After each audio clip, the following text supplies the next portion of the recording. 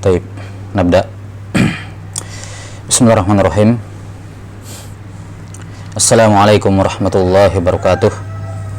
الحمد لله رب العالمين، والصلاة والسلام على أشرف الأنبياء والمرسلين نبينا محمد وعلى آله وصحبه أجمعين. أشهد أن لا إله إلا الله وحده لا شريك له، وأشهد أن محمدا عبده ورسوله. اللهم اغفر لنا ولوالدينا ولمشايخنا وللسامعين وللمسلمين والمسلمات. اللهم اغفر لصاحب الكتاب الإمام الحافظ ابن الملقن رحمه الله تعالى.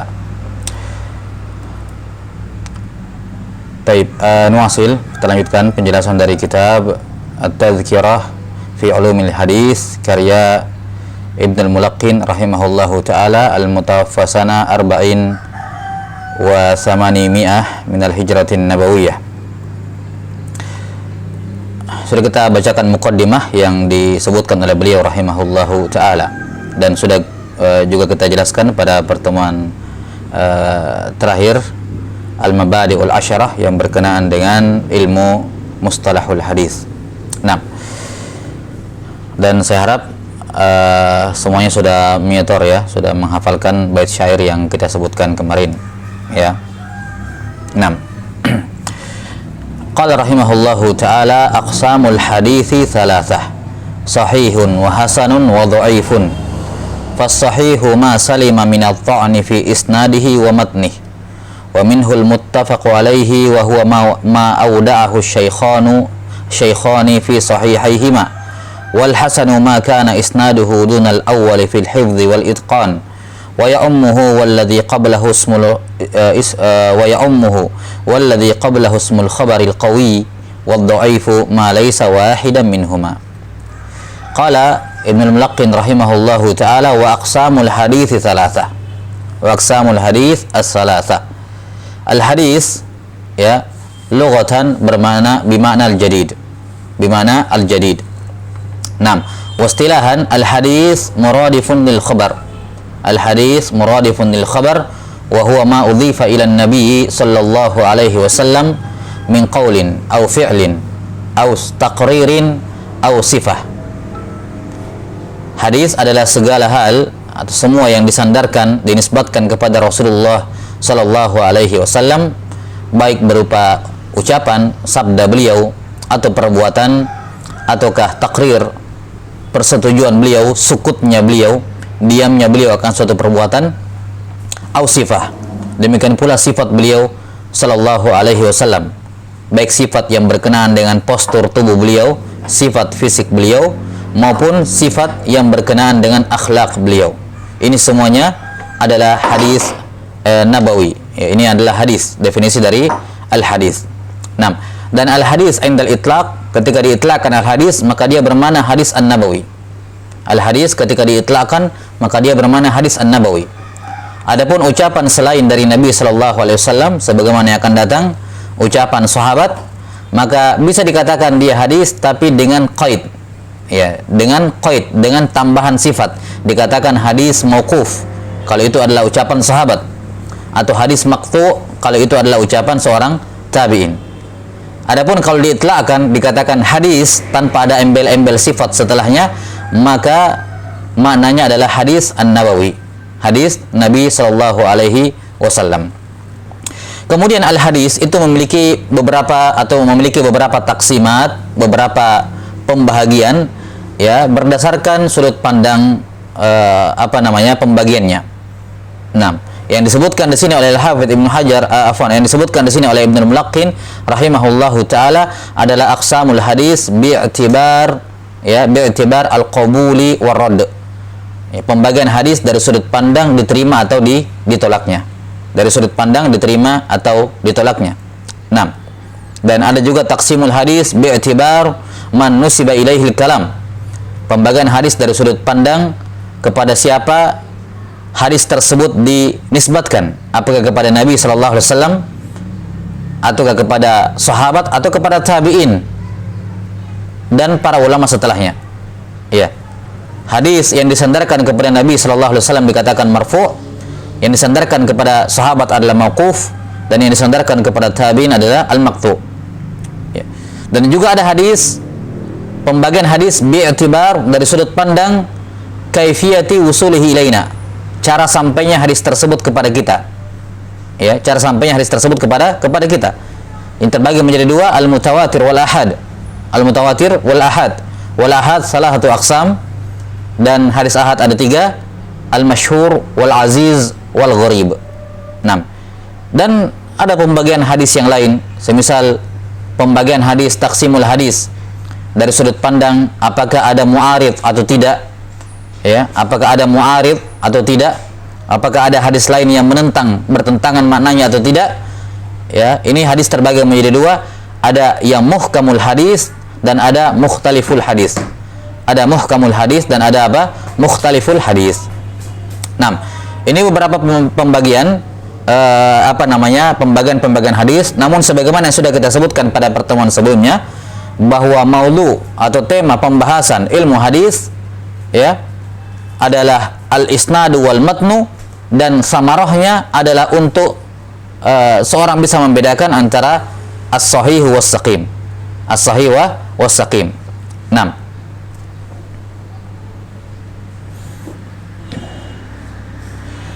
Ya.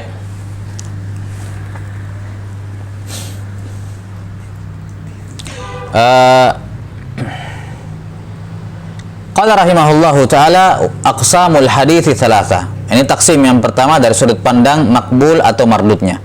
Dan inilah taksim yang paling utama dalam ilmu ini, karena inilah tujuan mustalahul hadis.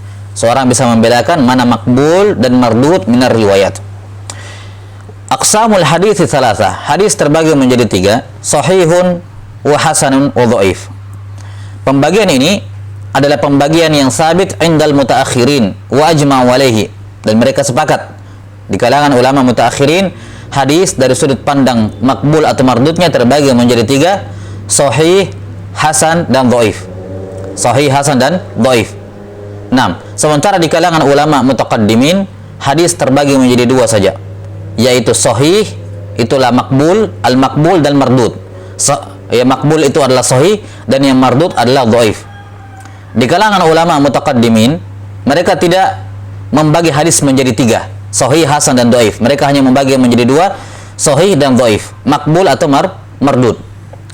Walaupun demikian, istilah hasan ditemukan di kalangan para ulama mutaqaddimin. Mereka menggunakan istilah hasan, mereka menggunakan kata hasan, ya, baik dalam artian makna lugawi, makna secara bahasa yang bermakna baik, ataukah bermakna istilahi sebagaimana ucapan atau istilah ulama mutaakhirin. Ya. Jadi kata hasan atau jenis hadis yang hasan itu sudah dikenal di kalangan ulama al-mutaqaddimin. Cuman untuk menjadikannya sebagai jenis hadis yang berdiri sendiri, yang mustaqil, terpisah dari sahih dan dhaif, ini mereka tidak menamakannya seperti itu. Mereka tidak membaginya seperti itu. Mereka mengkategorikan hasan masuk dalam kategori hadis makbul, ya, masuk dalam kategori hadis makbul, dan menempatkan posisinya di akhir-akhir maratibus sihah. Ya, mereka menggabungkan sahih dan hasan dalam satu pembagian, dalam satu jenis pembagian, yaitu hadis makbul. Hadis makbul ada dua, sahih dan hasan. Ya. Maka yang disebutkan di sini bahwa hadis terbagi menjadi tiga, sahih, hasan, dan dhaif, disebutkan oleh para ulama bahwa yang pertama kali membagi hadis menjadi tiga seperti ini, ya, sahih, hasan, dan dhaif, adalah Al-Khattabi rahimahullahu ta'ala. Al-Khattabi rahimahullahu ta'ala.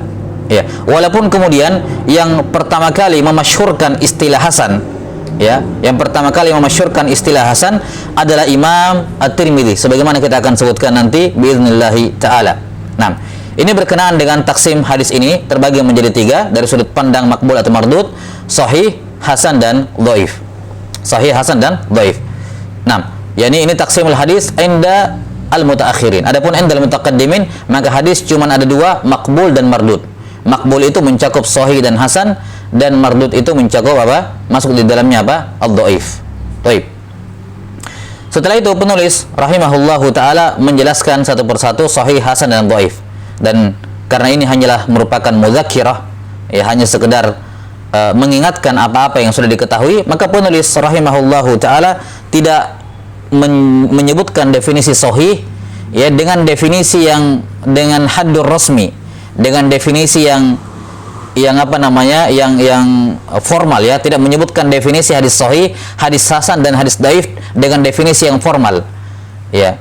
Beliau hanya menyebutkan apa itu sahih, apa itu hasan, apa itu dhaif dengan bahasa yang lebih dengan bahasa yang lebih bebas ya, sehingga tentunya tarif definisi yang beliau sebutkan di sini akan ada kekurangan dan akan ada kritikan ya, karena definisi yang terbaik untuk suatu mendefinisikan sesuatu adalah definisi yang bersifat formal, al-haddur rasmi ya.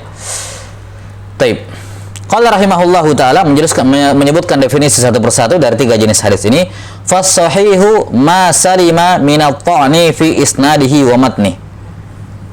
Hadis sahih adalah hadis yang selamat min at-ta'n, dari semua jenis kritikan. Iya. Fi isnadihi wa matni, baik pada sanadnya maupun pada matanya. Selamat dari semua at-ta'n, baik pada sanadnya maupun pada matanya. Wa minhul muttafaq alaihi, di antara hadis sahih adalah hadis yang muttafaq alaihi. Apa itu hadis muttafaq alaihi? Wa huwa ma auda'ahu syaikhani fi sahihaihima, yaitu hadis yang diriwayatkan oleh 2 syekh, yakni Al-Bukhari dan Muslim dalam kitab sahih keduanya. Iya. Kata beliau rahimahullah, hadis sahih adalah hadis yang selamat dari at-ta'n, baik pada sanad maupun pada matanya. Kalimat selamat dari ta'n ini mencakup 2 hal, mencakup dua perkara. Yang pertama, memang pada dasarnya tidak ada ta'n padanya, tidak ada kritikan padanya, sehingga dia betul-betul selamat dari ta'n. Ya. Ataukah yang kedua, ada ta'n padanya, ada kritikan padanya, tapi tidak mengena kritikannya. Maka ini juga masuk dalam kategori salima, selamat dari ta'n. Jadi walaupun ada kritikan, tapi kritikannya tidak istilahnya kritikannya meleset, ya, tidak mengena. Hatta dalam Sahih Bukhari dan Muslim sekalipun ada ta'n, yakni ada kritikan padanya. Namun kebanyakan kritikan tersebut Bukhari dan Muslim ya riwayat-riwayatnya salima minha, ya, selamat dari kritikan tersebut. Maka hadis sahih adalah hadis yang selamat, imma pada dasarnya tidak ada kritikan atau ada kritikan tapi tidak mengena kritikannya. Dia selamat dari at-ta'n. Ya, di mana kritikan ini ta'n diarahkan kepada sanadnya atau diarahkan kepada matanya. Iya.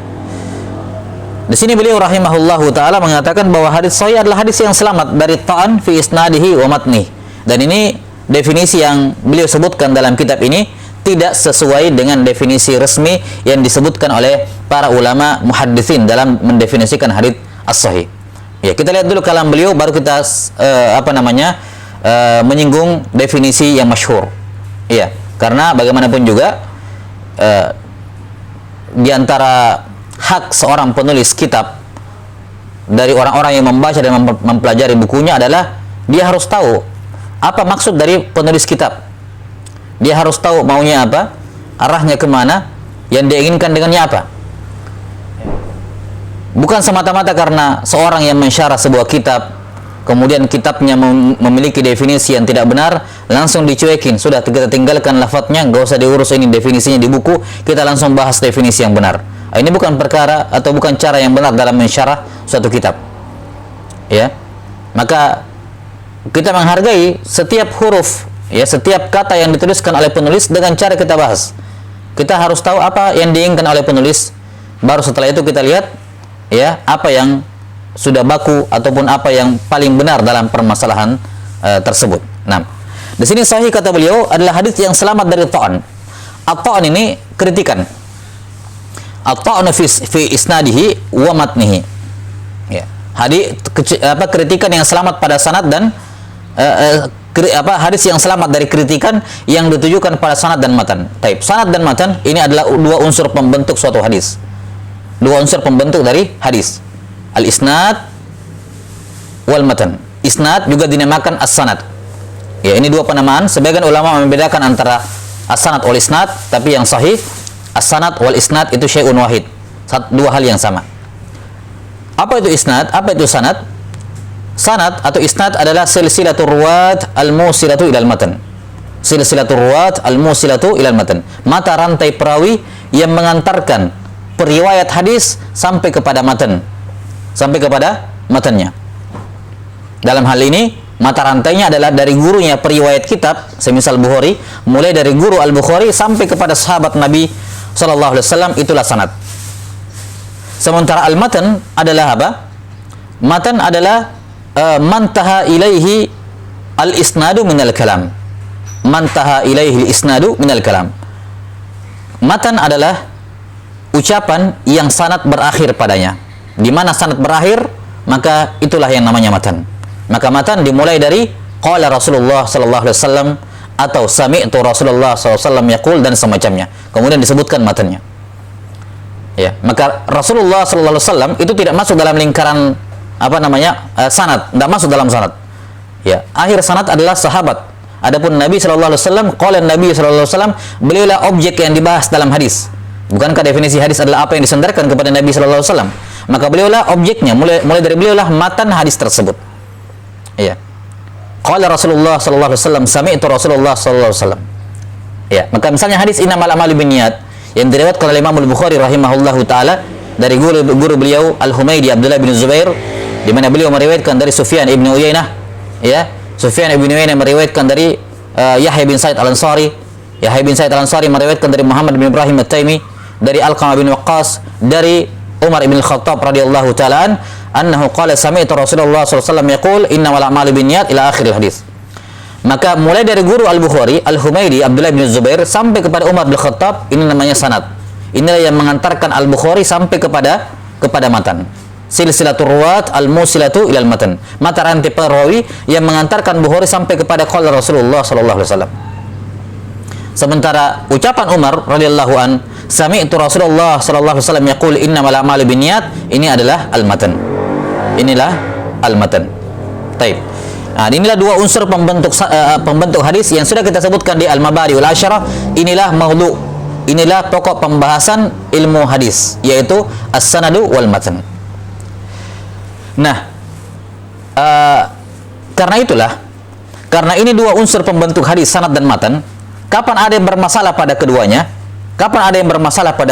Maka apa? Maka pasti hadisnya bermasalah. Tidak dikategorikan hadis makbul. Tidak dikategorikan apa? Hadis al-makbul.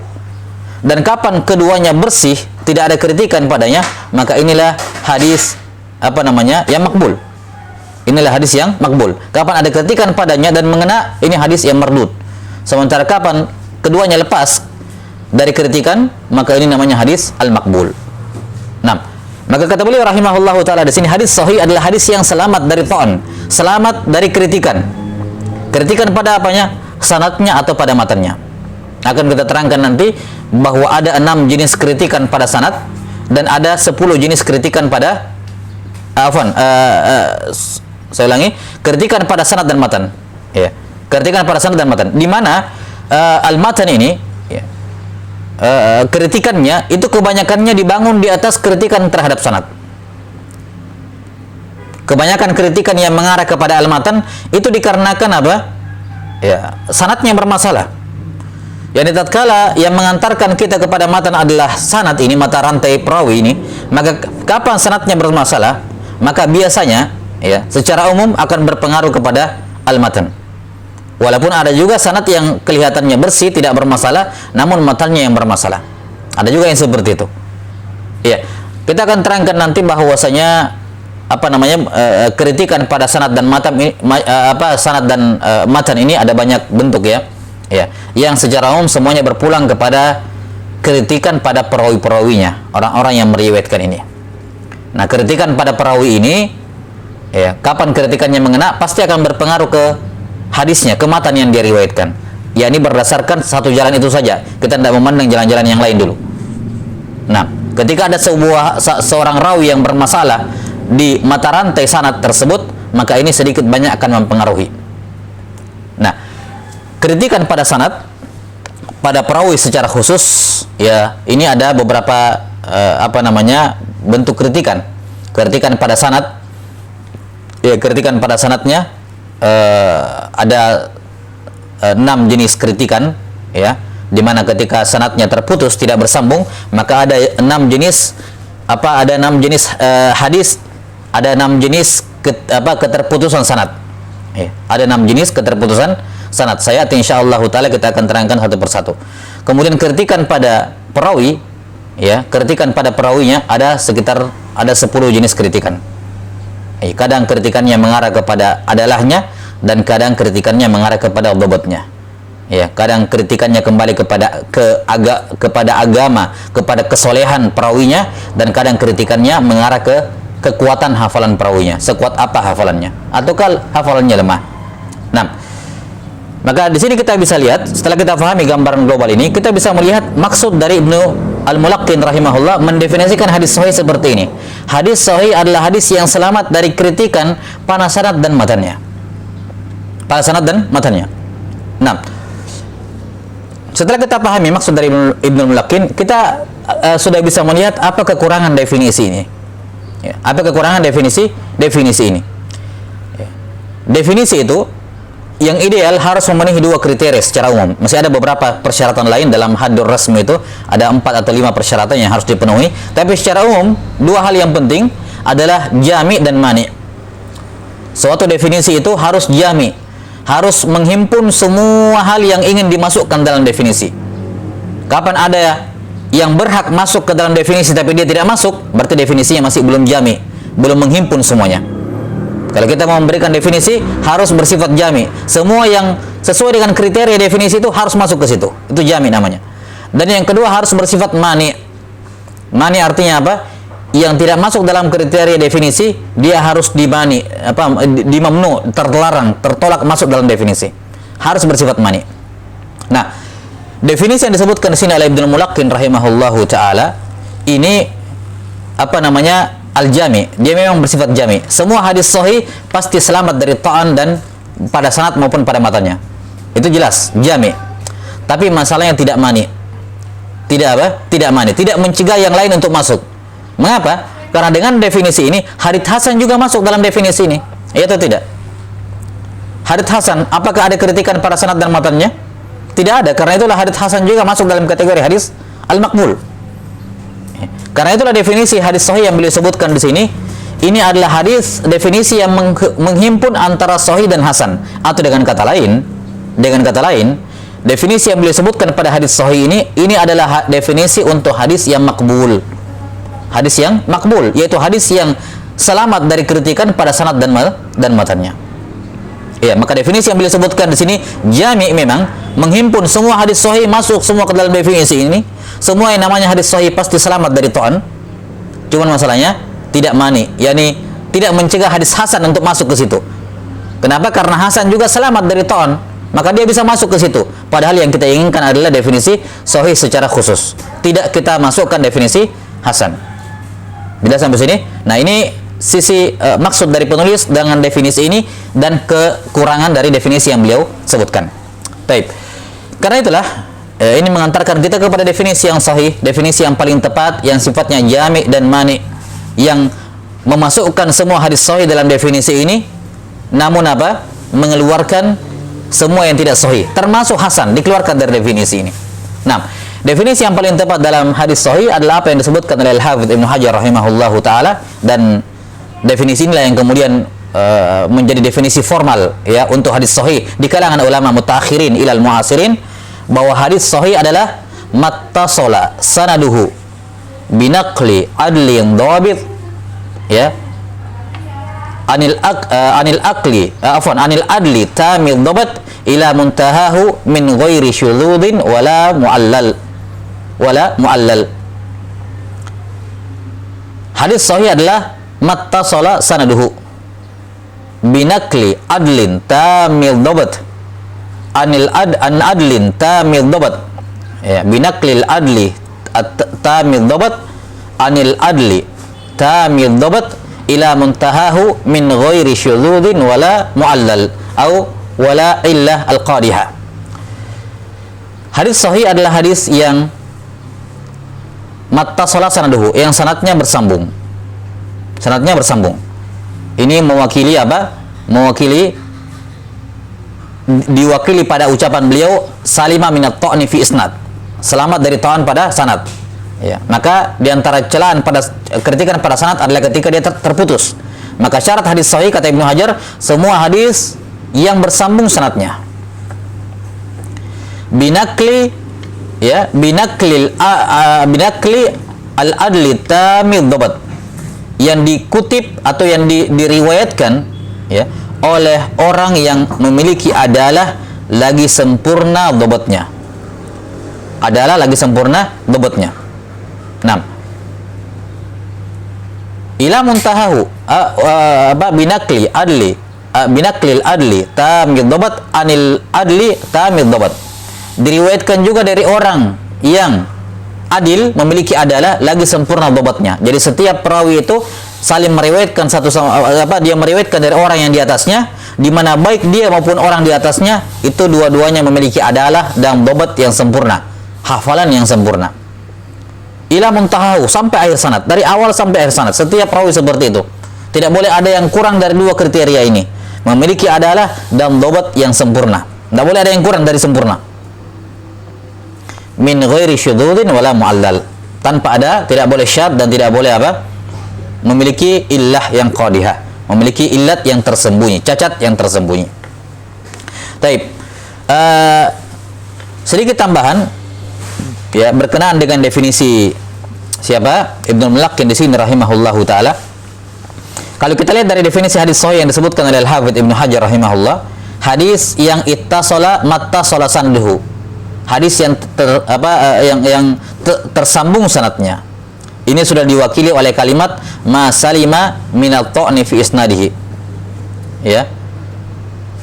Kemudian yang kedua, binaqlil adli tamid dhabat, diriwayatkan oleh seorang perawi yang memiliki adalah kesolehan, ya, kesolehan, ya, tamid dhabat, lagi sempurna hafalannya. Ini sebenarnya tercakup juga dalam kalimat ma salima minat ta'ni fi isnadihi, namun masih terlalu global. Masih terlalu global. Ya.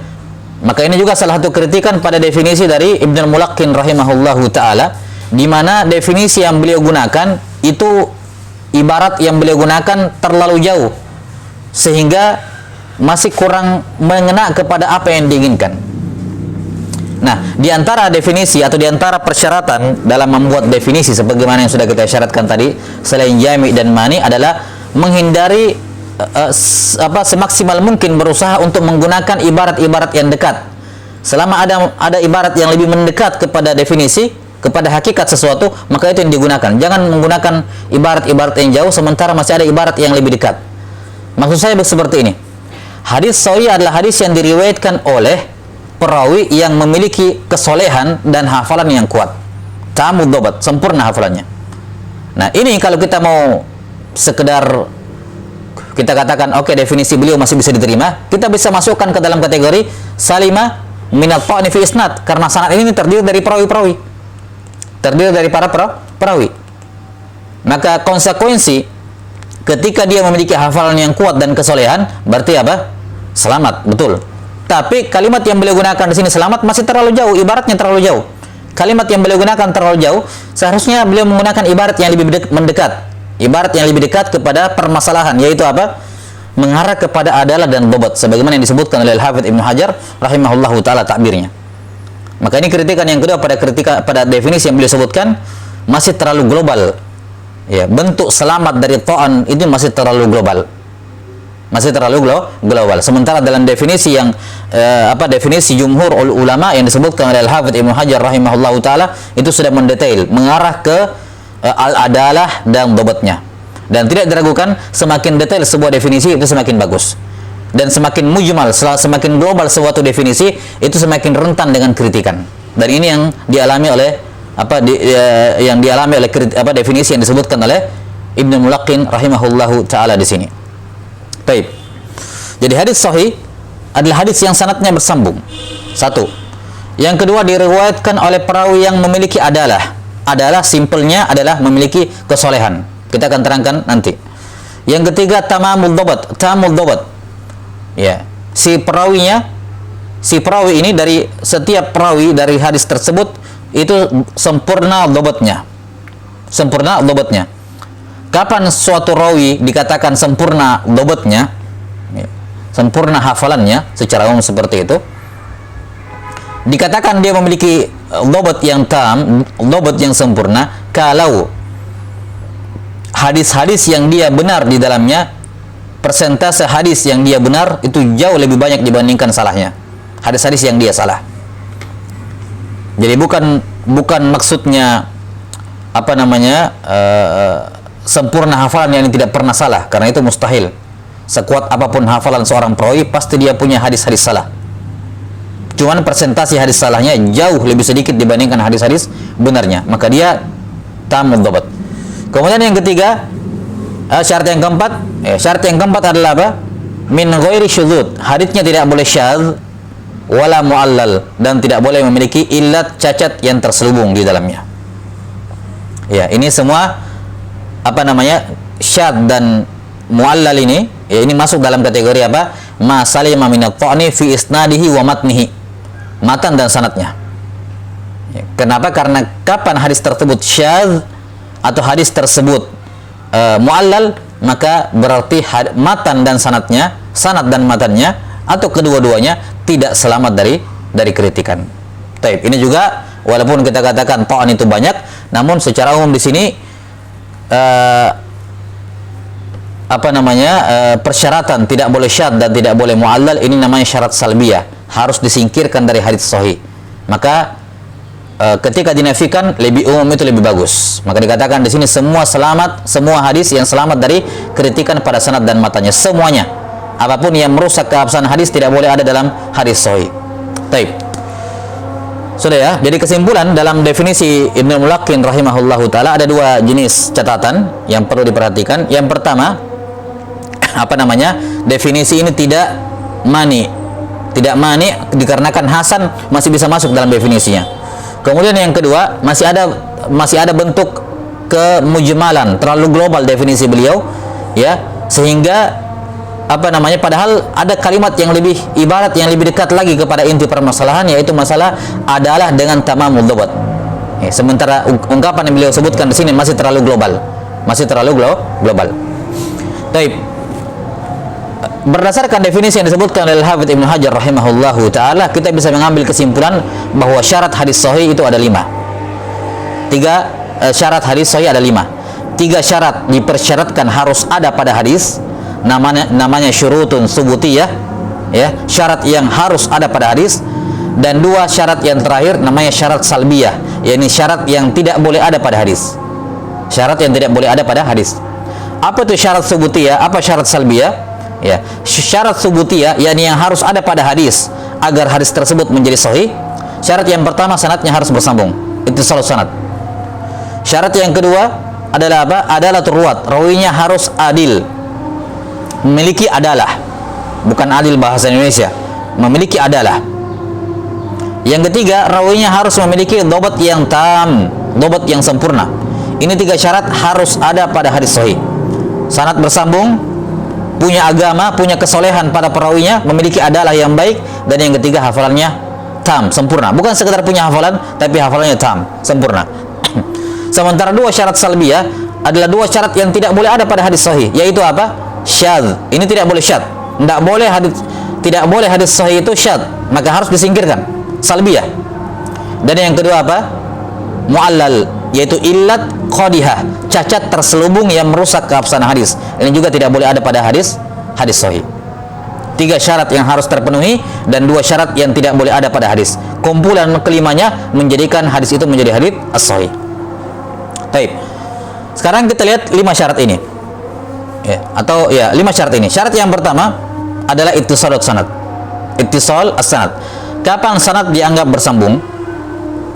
Kata para ulama, sanad dikatakan bersambung ketika ya ayyaru rawi amman fawqahu bi ihda turuqit tahammulis sahihah. Ayyaru rawi amman fawqahu bi ihda turuqit tahammul as-sahihah. Ya. Suatu hadis dikatakan hadis sahih, ya. Suatu hadis dikatakan hadis sahih kalau suatu sanad dikatakan bersambung Saya ulangi, sebuah sanad dikatakan bersambung kalau setiap perawi dalam sanad itu dia meriwayatkan dari orang yang di atasnya. Di dalam sanad itu dia meriwayatkan dari orang yang di atasnya dengan salah satu dari cara-cara tahammul yang sahih. Salah satu dari cara-cara tahammul yang sahih. Tahammul itu adalah proses mengambil ilmu, itu tahammul namanya. Kalau orang bilang mungkin talaqi, talaqi tahammul sama secara umum. Tahammul adalah proses murid mengambil ilmu dari guru. Itu namanya at-tahammul. Dari kata hamala yahmilu, membawa. Jadi dia membawa ilmu, seakan-akan dia membawa ilmu dari gurunya. Pasangannya tahammul ada namanya al-ada. Ini kita akan butuhkan nanti pembedaan ini.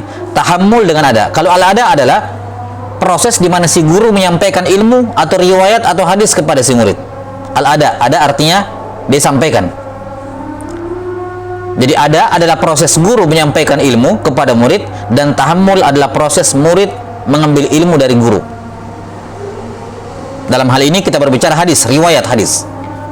Riwayat hadis. 6. Kapan seorang murid dianggap syah mengambil ilmu dari seorang guru? Nah, ini ada syarat-syaratnya. Ada namanya kaifiyat at-tahammul, cara tahammul yang syah. Karena ada juga cara tahammul yang tidak syah. Ya. Apa cara tahammul yang tidak syah? Misalnya dia cuma membaca buku dari seorang ulama, dari seorang guru, membaca buku hadis, kemudian dia mengatakan saya mengambil ilmu dari guru saya, padahal cuma lewat bukunya. Ini tidak syah tahammul seperti ini. Proses mengambil ilmu seperti ini tidak syah dalam riwayat. Dan dianggap sanadnya bersambung. Kenapa? Kamu tidak pernah mendengar langsung dari orangnya, tidak ada hubungan dengan orangnya. Kamu cuma dapat bukunya. Ini namanya tahammul yang tidak syah, dan akan diterangkan nanti insya Allah bentuk-bentuk tahammul yang syah dan yang tidak syah. Tapi secara umum tahammul yang syah itu ada 3 jenis. Tahammul yang syah itu ada 3 jenis. Yang pertama, guru yang membaca, murid yang mendengar. Guru yang membaca, murid yang mendengar. Yang kedua, sebaliknya, murid yang membaca, guru yang mendengar. Murid yang membaca, guru yang mendengar. Dan cara yang ketiga adalah guru tidak membaca, tidak juga mendengar, murid juga tidak membaca, tidak mendengar, melainkan guru hanya memberikan ijazah. Memberikan apa? Ijazah, pembolehan periwayatan. Kamu boleh meriwayatkan dari saya. Maka kapan si guru sudah memberikan izin untuk memberikan riwayat kepada gurunya, kepada muridnya, silakan kamu riwayatkan ilmu ini dari saya, maka ini syah, dianggap tahammul yang syah, proses transmisi ilmu yang syah dalam ilmu riwayat. Jelas sampai sini? Maka suatu sanad dikatakan muttasil kalau setiap perawi meriwayatkan dari orang di atasnya dengan salah satu dari 3 cara ini. Karena ini 3 cara yang sahih, cara tahammul yang sahih. Imma gurunya membaca, dia mendengar hadis tersebut sehingga dianggap bersambung sanadnya, atau dianya yang membaca, atau temannya yang membaca, gurunya mendengar, dia juga menyimak bacaan temannya tersebut. Ini juga apa? Syah, dianggap dia mendengar, syah dianggap dia meriwayatkan dari gurunya. Atau yang ketiga melalui proses ijazah. Ya, tidak ada yang dibaca, tidak ada yang mendengar, si guru hanya mengatakan ini buku atau ini hadis saya ijazahkan kepada kamu, silakan kamu riwayatkan dari saya. Ini syah. Taib. Jadi definisi hadis al-muttasil adalah ayyaruwiyar rawi atau ittisalus sanad. Kapan suatu sanad dikatakan bersambung adalah ketika seorang perawi atau ketika setiap perawi dalam sanad meriwayatkan dari orang yang ada di atasnya, ayyaruwiyar rawi amman fawqahu bi ihda turuqit tahammul as-sahihah, dengan menggunakan salah satu cara-cara tahammul, proses talaqi yang sahih di kalangan muhaddisin. Ya, artinya kalau dia menempuh cara talaqi tapi tidak sahih, maka sanadnya dianggap bersambung. Sanadnya dianggap terputus. Kalau cara talaqinya, cara tahammulnya tidak sahih, tidak syah, maka sanadnya dianggap munqati. Sanadnya dianggap terputus. Taib. Ini syarat yang pertama dari hadis sahih. Hadis sahih harus bersambung sanadnya. Dengan cara harus ada yang membaca dan mendengar salah satunya, atau setidaknya paling minimal dengan cara ijazah. Syarat yang kedua dari hadis sahih adalah turwat. Setiap perawi dalam sanad harus memiliki adalah, harus dia rawi yang adil. Dia rawi yang adil. 6. Kapan seorang perawi dikatakan adil? Memiliki adalah, kesolehan dan semacamnya. Dia dikatakan adalah kalau memenuhi 5 kriteria. Memenuhi 5 kriteria. Ya, yang pertama al-Islam, dia seorang muslim. Yang kedua al-bulugh, baligh. Kemudian yang ketiga al-aql, berakal. Yang keempat ghairu fasiq, dia bukan orang fasik. Dan yang kelima ghairu makhrumil muru'ah, bukan orang yang rusak nama baiknya, tercoreng nama baiknya di tengah masyarakat. Ya, tidak melanggar sesuatu yang ma'ruf di tengah masyarakat. Makhrumul muru'ah yakni tercoreng nama baiknya. Ini 5 syarat seorang perawi dikatakan memiliki adalah yang bagus. Kapan ada yang hilang salah satu dari di antara kelima ini, maka dia dianggap perawi yang tidak memiliki adalah. Tidak memiliki adalah, yang dengan sendirinya berarti hadisnya bukan hadis sahih. Kalau dia bukan rawi yang adil, perawinya bukan rawi yang adil, maka dia bukan hadis yang sahih. Dia bukan tidak masuk dalam kriteria hadis sahih. Muslim artinya bukan kafir. Baligh, ya, berarti dikecualikan darinya mumayyiz. Ya, anak yang belum masuk dalam usia baligh, yaitu usia tamyiz. Ini juga tidak syah. Tidak bisa dikatakan, tidak bisa diterima riwayatnya anak mumayyiz ini. Ya. Dan kenapa? Karena dia bukan orang yang adil, bukan orang yang memiliki adalah, anak yang sudah mumayyiz tapi belum baligh. Yang ketiga al-aql, harus berakal. Ya, maka keluar dari kategori adil, bukan rawi yang adil, 2 orang. Yang pertama orang gila, dan yang kedua anak kecil di bawah usia mumayyiz, di bawah usia 7 tahun. Ya. Karena para ulama memberikan sekedar batasan pendekatan dalam hal usia mumayyiz sekitar 7 tahun. Kalau kita pakai itu, berarti anak yang belum 7 tahun dianggap masih belum punya akal. Ya, dalam hal ini disamakan hukumnya. Ya. Maka persyaratan akal ini untuk mengecualikan orang gila dan anak kecil yang belum sampai usia mumayyiz. Ini keduanya bukan orang yang adil, bukan orang yang memiliki adalah. Syarat yang keempat ghairu fasik, bukan orang yang fasik. Kapan dia fasik? Maka tidak ada adalahnya. Apa itu fasik? Seorang dikatakan fasik kalau melakukan salah satu dari 2 hal. Melakukan salah satu dari dua hal. Yang pertama, irtakaba kabirah, melakukan satu dosa besar, bukan 2, bukan 3, 1 dosa besar. Ya, man irtakaba kabiratan, ya, man irtakaba kabirah, orang yang melakukan 1 dosa besar. Au asarra ala as-saghair, atau dia terus menerus di atas dosa kecil. Ini hal yang kedua. Dia melakukan dosa kecil tapi terus menerus dan banyak melakukan dosa kecil. Maka ini masuk dalam kategori fasik. Orang yang fasik enggak diterima kabarnya. Dia bukan orang yang adil. Ya ayyuhalladzina amanu in ja'akum fasiqun binaba'in fatabayyanu. Dalam surah Al-Hujurat Allah Ta'ala berfirman, wahai orang-orang beriman, kalau datang orang fasik bawa berita, fatabayyanu, dicari kejelasannya. Yani jangan diterima. Taib. Fasik mengeluarkan persyaratan yang berikutnya, yang keempat ghairu fasik, bukan orang fasik. Maka orang yang fasik itu bukan orang yang adil, orang yang tidak memiliki adalah, itu orang fasik. Siapa orang fasik? Imma dia melakukan 1 dosa besar atau memperbanyak melakukan dosa kecil, dengan catatan tentunya tidak bertobat. Dengan catatan tidak bertobat. Karena kalau dia bertobat, maka status kefasikannya hilang. Ya, status kefasikannya hilang, kecuali dalam masalah berdusta atas nama hadis Rasulullah SAW. Ya, ini tidak diterima. Nanti kita akan sebutkan insyaallah dalam pembahasan hadis maudhu, hadis palsu. Nah, tapi secara umum semua kefasikan itu bisa hilang dengan tobat. Ya, yakni status dia di dunia sebagai orang fasik bisa hilang ketika dia betul-betul bertobat dan meninggalkan kefasikannya. Dan syarat yang kelima ghairu makhrumil muru'ah. Syarat yang kelima dari al-adalah, orang yang dikatakan adil adalah tidak tercoreng nama baiknya di tengah masyarakat. Mungkin suatu amalan itu bukan hal yang haram, tapi itu perbuatan tabu di tengah masyarakat. Maka siapa yang melakukannya juga tercoreng nama baiknya. Dengan demikian dia bukan orang yang adil, tidak bisa diterima riwayatnya. Tidak bisa diterima riwayatnya, walaupun dia tidak melakukan dosa, hatta bukan dosa kecil.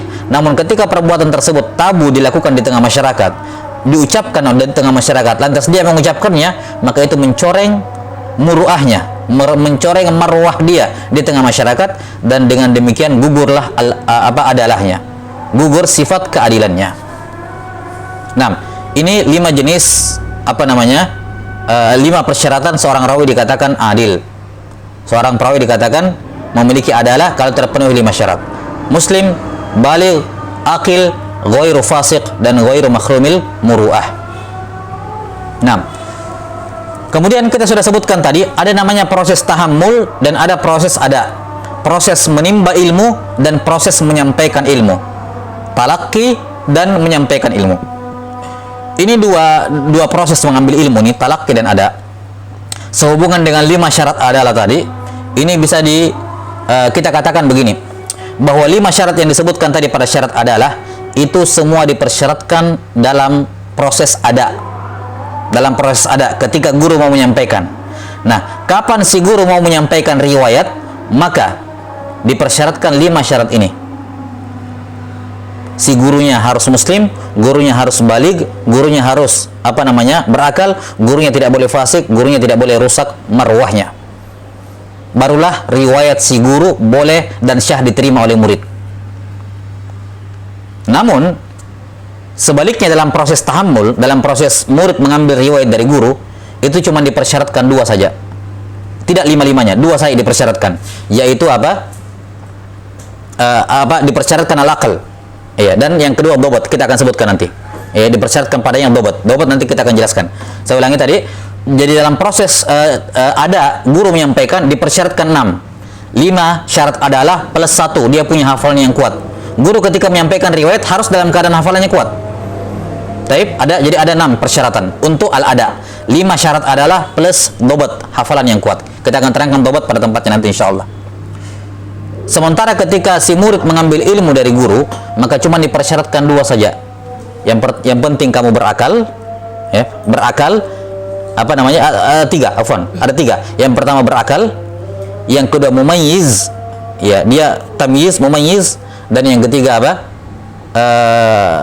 memiliki dobat hafalan. Memiliki hafalan yang kuat. Karena ketika dia mengambil ilmu dari guru, dia harus memiliki hafalan yang kuat. Jadi memiliki hafalan yang kuat. Kemudian yang kedua mumayyiz. Mumayyiz, yang penting sudah usia mumayyiz, sudah 7 tahun ke atas, dia menimba ilmu dari si guru, maka syah syah riwayatnya dari gurunya. Dan dipersyaratkan dia harus balik ketika belajar, ketika mengambil riwayat.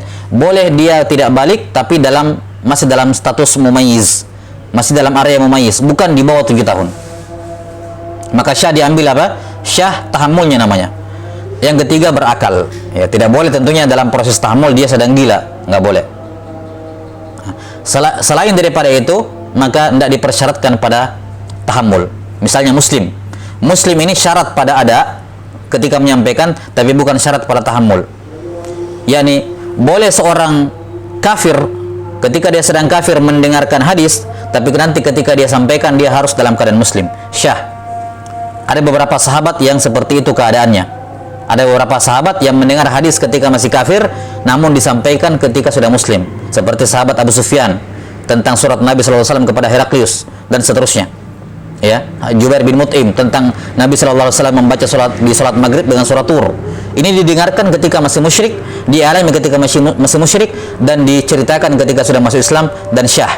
Kenapa? Karena Islam hanya dipersyaratkan ketika menyampaikan, dan Islam tidak dipersyaratkan ketika dia mengambil riwayat, mengambil ilmu. Balik juga sama.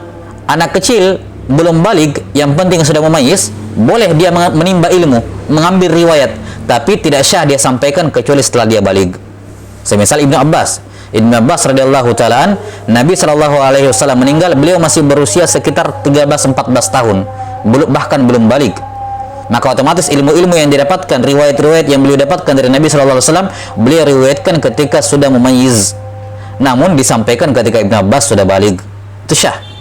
Sahabat Abdullah bin Zubair lahir pada tahun pertama Hijriyah.